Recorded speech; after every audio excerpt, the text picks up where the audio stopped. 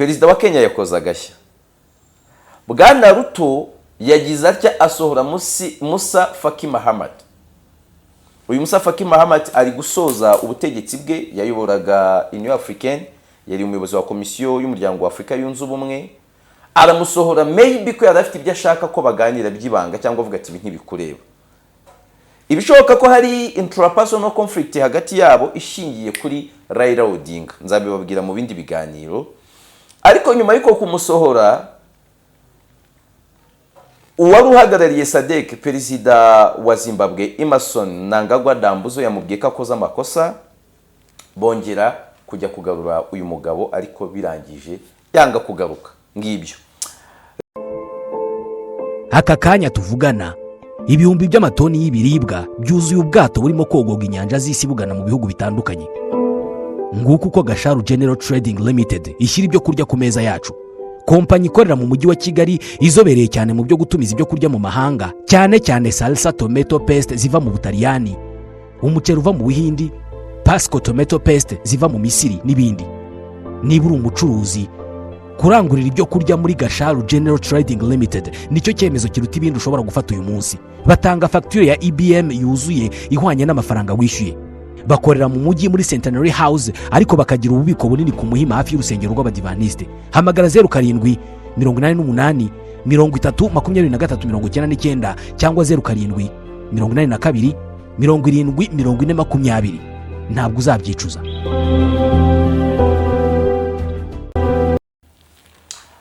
Ibihe byiza nshuti mukunda kandi mugakurikira amakuru n'ibiganiro byankuye mu ruge Yves Official.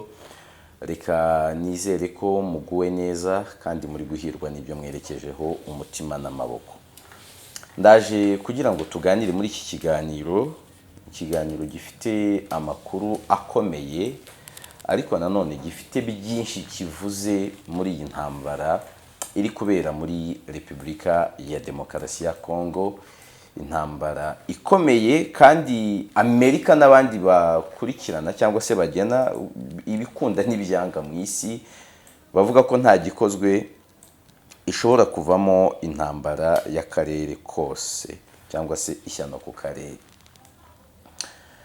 Sinzi niba ari mwese mwabyumvise, ariko abakunda gusoma byo ndabizi ko iyo nkuru yabanyuze mu maso. Yanditse ku kinyamakuru cy'Abongereza cyitwa The Guardian. Ifite umutwe uvuga ngo Rwandan troops dying in large numbers in DRC despite official denials of role. Ni nko kuvuga ngo abasirikare b'u Rwanda barapfira ku bwinshi muri Repubulika ya Demokarasi ya Congo, nubwo abayobozi babihakana. Iyi nkuru yanditswe n'abantu babiri barimo uwitwa Mark Townsend afatanya n'uwitwa Michaela Wrong. Shyira akaziga kuri iri zina rya kabiri k'uyu Michaela Wrong. Kubera iki?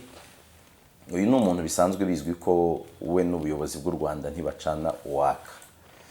By'umwihariko akaba umunyamakuru wamaze kujya navuga ngo guheza inguni, bigaragara ko nta kintu na kimwe cyiza ashobora kubona ku mukuru w'u Rwanda Paul Kagame. Yageze n'igihe yandika igitabo kibi cyitwa In Praise of Blood. Uyu muntu rero navuga ngo n'abantu bo muri The Guardian kabone naho iyi nkuru yabifite ukuri, kwizera ko yakandika ikintu ku Rwanda ntabwo ari miye place kwandika ikintu ku Rwanda abantu baza kwizera ko icyo kintu ari ukuri. Ariko reka mbanze mbabwire ibiri mu nkuru noneho tuyiganireho nyuma. Ni inkuru yasohotse ku itariki 7 z'ukwezi kwa kabiri muri 2025. Iragira iti: Hundreds of Rwandan troops have been killed during covert operations in the Eastern Democratic Republic of Congo, DRC, contradicting claims from Kigali that its soldiers are not involved in the conflict there.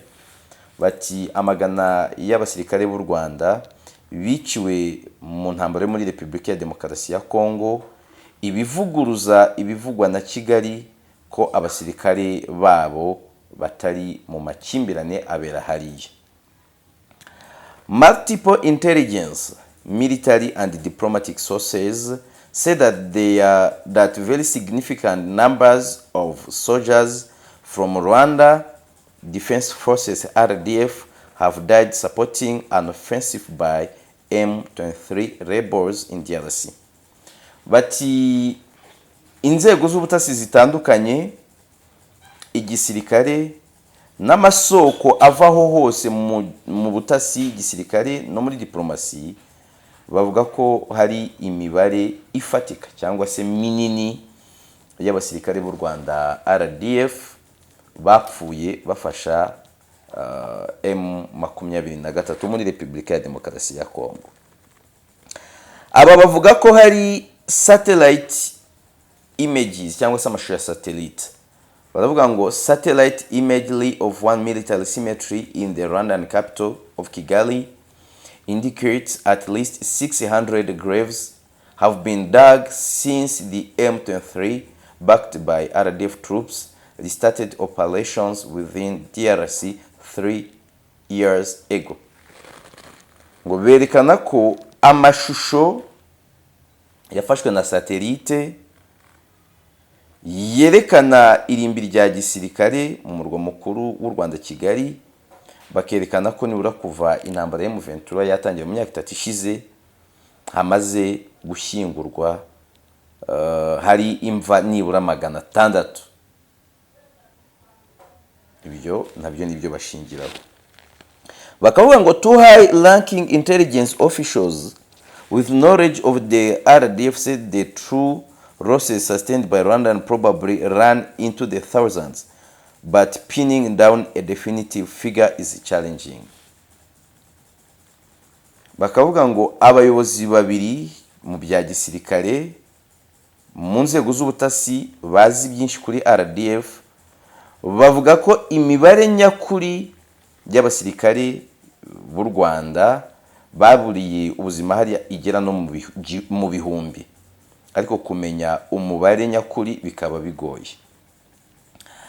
But another senior source says a number of dead Rwandan troops were secretly buried in mass graves in DRC when it was impossible to return their bodies across the border.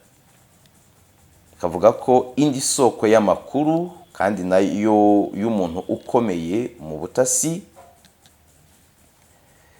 ivuga ko ingabo z'u Rwanda zimwe zashyingurwaga mu ibanga mu byobo rusange muri Repubulika ya Demokarasi ya Congo iyo byaga bigoye kuzambutsa umupaka. They say that families were given empty coffins when corpses could not be returned.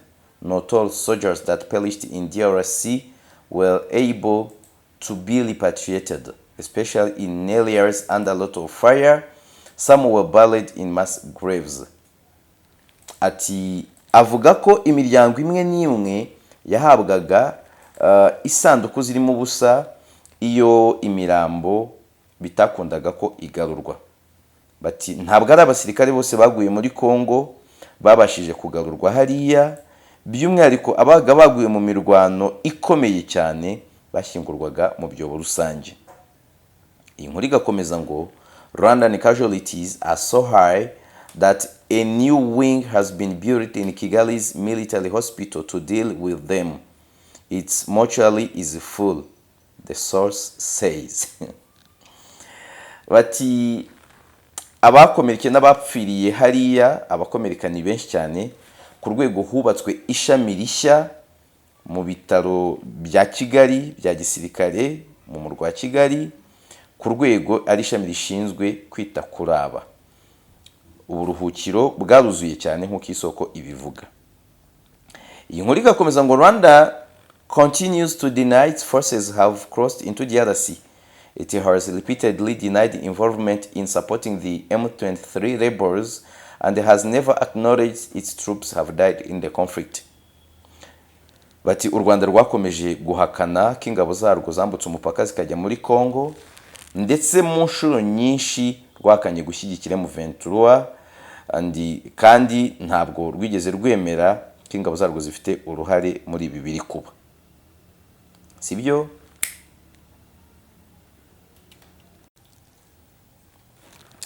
Iyi nkuru irakomeza ikavuga ngo UN experts however say the Rwandan army is in de facto control of M23 rebels who last month seized the city of Goma, capital of DRC's North Kivu province, and control a swath of DRC equivalent to almost half the size of Rwanda itself. Bakavuga ngo inzobere za Loni zo zemeza ko u Rwanda ari rwo muyobozi nyawe wa M23, inyeshyamba za M23 zafashe mu kwezi gushize umujyi wa Goma, umurwa mukuru wa Kivu y'Amajyaruguru, intara Kivu y'Amajyaruguru, akaba banayoboye ibindi bice bya Congo byose uteranya bikangana na 1/2 cy'u Rwanda ubwarwo.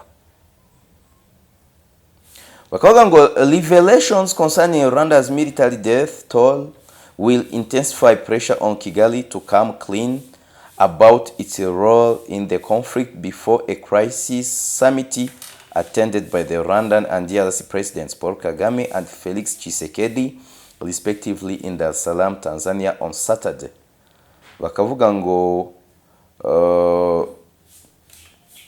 ibyagaragaye cyangwa se ukugaragara kw'impfu z'abasirikare b'Abanyarwanda bishobora kongera igitutu cy'u Rwanda mu kwemera uruhare rwabo mu bibera muri Congo, by'umwihariko mu nama yitabirwa na perezida. Inkuru yanditswe mbere y'uko iriya nama iba, bari biteze ko bose baza kuyitabira, Paul Kagame na Felix Tshisekedi wa Tanzania kuri wa gatandatu. But diplomatic sources say the true number of Rwanda dead, evidence of sustained frontline involvement, will be acutely damaging for Kagame. Harimo ibintu byinshi. Iyi nkuru ntabwo nshaka kuyirangiza, hari ibyo nshaka kubabwiramo muri iyi nkuru by'umwihariko. Iyi nkuru ndashaka kuyihuza n'indi nkuru.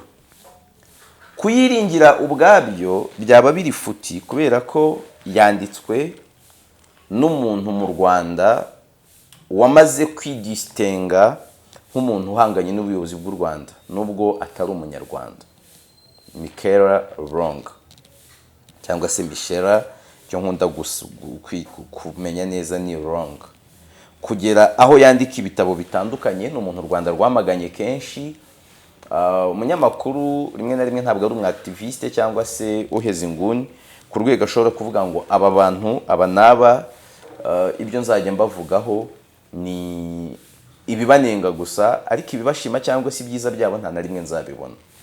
Uyu wundi bakoranye witwa Mark Townsend, we nta kintu nsanzwe muziho, naba ndi kubeshya. Ariko se ibi ndabishingira kuki mbere yuko nzana ibyo u Rwanda rwasubije ibindi? Harimo ibintu bibiri nkubwiye muri iyi nkuru, ngiye kukuzanira icya gatatu mvana mu yindi nkuru. Baravuga irimbi rya Kigali, bakavuga ko rya gisirikare rya Kigali, ariko ntibavuga aho riherereye nuko ryitwa. Bavuga ko ari rya gisirikare gusa, kandi buri gihugu kigira irimbi rya gisirikare. Ntibavuga aho uko ryitwa, ntibavuga aho riherereye, nta foto, nta cyo. Baravuga ama image ya satellite yafashwe cyangwa se amafoto yafashwe na satellite, ariko ntayo berekana. Kandi bo baravuga ko ayo mashusho yafashwe na satellite, ariko mu by'ukuri ntayo berekana ahari. Noneho hari icyo nshaka kubereka kindi kikwereka, ubundi ni gake nge nshobora kwicara nk'ubabwira ngo iyi nkuru irabogamye, nshobora kuyikotinga nge nkakubwira ibindi, ariko iyi yo ifitemo ibibazo byinshi. Ngiye kukwereka icyo mbihuza nabyo. Muri titire y'iyi nkuru barakubwira ngo Rwandan troops dying in large numbers in DRC despite officials denies role. No, narindi kubicurika, titire irafunguka neza.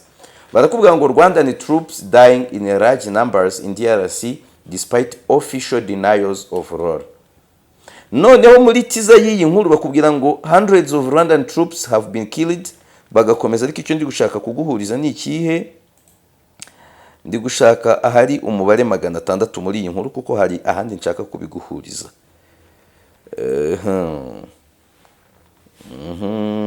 Aha.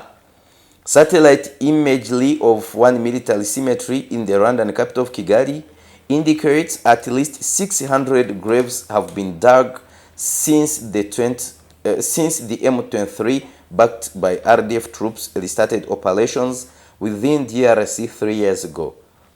Mwite cyane kuri mubare mbabwira wa 600. Nimumara kuwitaho, ubwo ndacyari muri ya nkuru ya The Guardian, dusimbukane tujyane muri Afrika y'Epfo. Muri Afrika y'Epfo hari indi nkuru yanditswe iminsi 3 mbere y'iyi. Iyi nkuru iri mu kinyamakuru cyitwa Sunday World cyo muri Afrika y'Epfo. Iki kinyamakuru gifite inkuru yanditswe na Mizilikazi wa Africa, niko biyita, ifite umutwe rwose mwiza, ubugufi bwawo burimo umwuga cyane.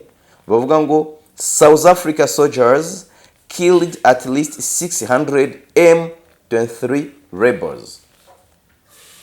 Iyo coincidence y'imibare, aho ingabo za RDF zivugwa zishwe ari 600, izivugwa za M26 zikaba 600, bihura bite? Iyi nkuru mwemere tuyijyanemo nayo. Iravuga ngo South African soldiers fought like heroes.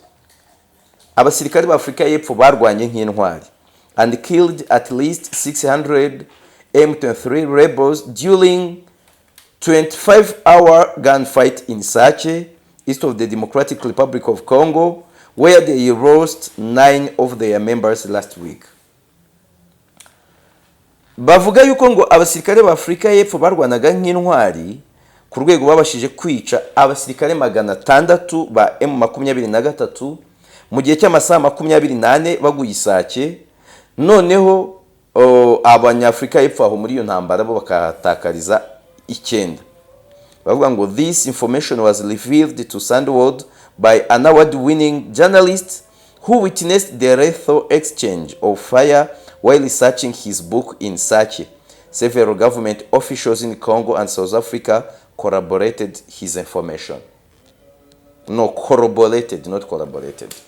Kuvuga ngo aya makuru yatangarijwe Sunday World n'umunyamakuru watsindiye awards batavuga izina, wiboneye n'amaso ye ukurasana gukomeye ubwo yashakaga cyangwa yakoraga ubushakashatsi ku bwicanyi bubera muri Sache. Ngaya makuru yanahamijwe n'abayobozi batandukanye bo muri Congo no muri Afrika y'Epfo.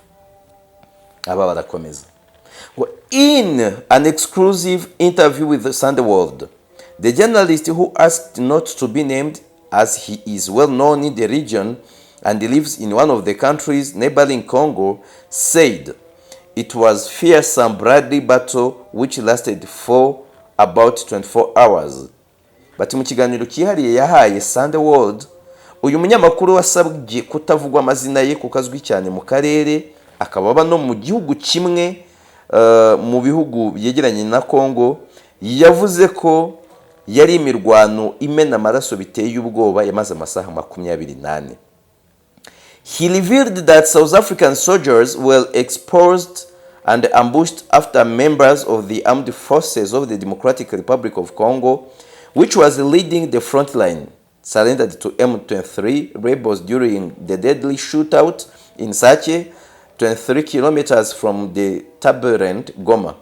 He added that some members of the Burundi army, which was a backup to the SNDF, also ran for cover while some of them surrendered to the rebels. Akavuga ko abasirikare babo batawe mu mitego ubwo habaga ko kurasana gukomeye mu birometero 23 uvuye Goma, abarundi bamwe bagahunga abandi banyekongo bakayamanika. Bakavuga ngo after 24-hour carnage-filled clash, 9 South African soldiers were killed, as well as 1 Tanzanian and 2 Malawian soldiers who were part of SADC peacekeeping force. A senior editor who also writes for an international publication said South African soldiers were heroic in that brutal fight. At your soldiers fought like heroes and killed more than 100 of the M23 rebels. I was there and saw it with my own eyes. ati abasirikare banyu barwanye nk'intwari bica abarenga 100 muri M23 kandi nari ndi hariya mbibona n'amaso yanjye. Ukamenya ko uwungirije minisitiri w'ingabo witwa Basohowe nayo kuwa gatanu wabanje yari yavuze ko habayeho abasirikare benshi bapfuye hariya. Kubera iki nzanye iyi nkuru mbere yo kujya kuri refute z'u Rwanda? Izi nkuru hari ibintu bitatu byo kutazizeramo ubona. None of them reveals the source.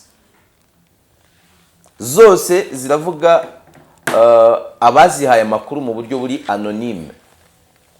Ntabwo bavuga ngo turakesha amakuru ye. Twemere ko ari ibya gisirikare cyangwa se ari amakuru ateye ubwoba.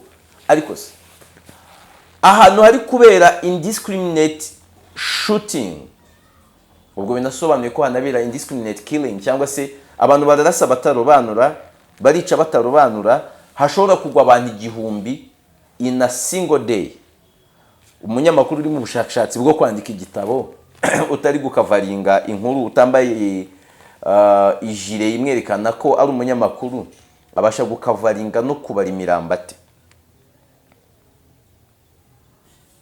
Nkabonamo iki rero?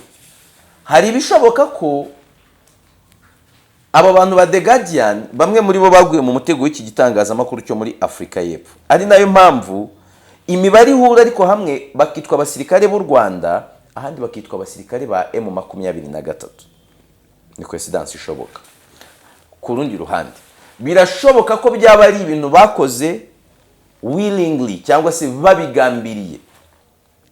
Kubera iki? Muri iyi ntambara Repubulika ya Demokarasi ya Congo ihanganyemo n'u Rwanda, ikintu cyitwa soft power kiravuza ubuhuha. Narababwiye ngo intambara irwanwa mu buryo butatu: money, military and media. Kugira ngo mu ntambara ube uhagaze neza, uba ugomba kuba umeze neza, uhagaze bwuma mu buryo bw'igisirikare, mu buryo bw'intwaro, ubwo byose biri muri military, mu buryo bw'itangazamakuru, ufite n'amafaranga. Byashoboka rero ko aba bantu yari public reportage yahereye muri Afrika y'Epfo ikazenguruka hariya. Kandi mu byumve neza, ntabwo mbibabwira gutya nk'umunyarwanda, no, kubera ko abasirikare b'u Rwanda ntabwo bari immune ku rupfu ngo baba ku rugamba ntibapfe. Ngende kukwereka mu buryo bw'ibihanga by'umwuga. Uwanditse inkuru ninde? Michel Wrong. Asanzwe yandika inkuru zimeze gute? Has she ever written any good story about Rwanda? None se u Rwanda nta kintu cyiza na kimwe cyo kuvugwa rwigeze rugira mu myaka 30 ishize koko? Ngibyo byanditswe. U Rwanda rero rubivugaho iki? Yorande MAKURU, umuvugizi wa guverinoma y'u Rwanda, yanenze ikinyamakuru cya The Guardian cyakwije ibihuha ko abasirikare b'u Rwanda barenga 600 baguye muri Repubulika ya Demokarasi ya Congo mu ntambara umutwe mu 23 uhanganyemo n'ingabo z'icyo gihugu FARDC n'imitwe bifatanyije. Mu butumwa Yorande MAKURU yanyujije kuri X ku munsi w'ejo, yanenze ibyatangajwe n'icyo kinyamakuru, ariko agaragaza ko bidatangaje bitewe n'abagize uruhare muri iyo nkuru. Ni inkuru bigaragara ko yanditswe n'abanditsi babiri barimo Michel Wrong usanzwe umenyerewe mu mvugo ziharabika u Rwanda, nk'uko inkuru ya Igihe ya Ntabareshya Jean Dodier inabisubiramo. Muri inkuru yatambutse ku itariki ya 7 Gashyantare 2025, Michel Wrong na mugenzi we bavuga ko hari abasirikare b'abanyarwanda barenga 600 bapfiriye mu burasirazuba bwa Repubulika ya Demokarasi ya Congo mu ntambara umutwe wa M23 uhanganyemo na FARDC. Gusa nta kimenyetso na kimwe bagaragaza cy'ibyo bavuga. Yorande MAKURU yagaragaje ko imwe mu nengi inkuru ifite ari ukutagaragaza isoko y'amakuru no kuvuga ko abantu bose basabye kudatangazwa amazina. Yashimangiye ko kubona inkuru nk'iyo ivuga ibinyoma ku ngabo z'u Rwanda yatambukijwe na The Guardian nta gitangaje kirimo, kuko umwe mu bayigizemo uruhare yananditse igitabo ashingiye ku binyoma. Ati ntabwo bitangaje cyane ko umwe mu yanditse igitabo cyose ashingiye ku bihuha. Birababaje. Hari amakuru y'ukuri arebana n'abaturage baka karere yakabaye avugwa, hakanavugwa ubushake bwacu bw'amahoro n'iterambere, ariko ibyo ntiwabyitega kuri The Guardian n'aba banditsi b'abanebwe batagira umutima byabagora. Nubwo Yolande Makuru atigeze atangaza uwanditse iki gitabo, benshi bahise bamuzana Michel Long wigeze gusohora igitabo yibasira u Rwanda n'abayobozi barwo. U Rwanda rwakunze gushinjwa kenshi gutera inkunga umutwe wa M23 ndetse guverinoma ya RDC ikarusabira ibihano hirya no hino ku isi, gusa rwo rurabihakana, ahubwo rugashinja icyo gihugu gukorana n'umutwe w'iterabwoba wa FDLR ugizwe n'abagize uruhare muri jenoside yakorewe abatutsi mu 1994. Ibyo kandi u Rwanda rwagiye rubigaragariza n'ibimenyetso ndetse no mu ntambara umutwe wa M23 uri kurwana n'ingabo za FRDC, abarwanyi ba FDLR nibo bari ku ruhembe. Nifashishije iyo nkuru kugira ngo mbabwire ibyo u Rwanda ruhakana, ariko ubwo ntabwo nasoza ntababwiye ko mu nama yaberaga i Dar es Salaam uyu munsi, iyi nama yaberaga i Dar es Salaam ihuza SADC ndetse na East African Community, perezida wa Kenya yakoze agashya. Bwana Ruto yagize atya asohora Musa Faki Mahamat. Uyu Musa Faki Mahamat ari gusoza ubutegetsi bwe, yayoboraga Union Africaine, yari umuyobozi wa komisiyo y'umuryango wa Afrika yunze ubumwe. Aramusohora maybe ko yarafite ibyo ashaka ko baganira byibanga, cyangwa avuga ati ntibikureba. Ibishoboka ko hari intrapersonal conflict hagati yabo ishingiye kuri Raila Odinga, nzabibabwira mu bindi biganiro. Ariko nyuma y'uko kumusohora, uwari uhagarariye SADC perezida wa Zimbabwe Emmerson Mnangagwa Dambuzo yamubwiye ko akoze amakosa, bongera kujya kugarura uyu mugabo, ariko birangije yanga kugaruka. Ngibyo, reka nsoze iki kiganiro, mbashimire mwese abo twabanye, dusubire mu bindi biganiro, ntimugire umujinya kandi ntimurakare.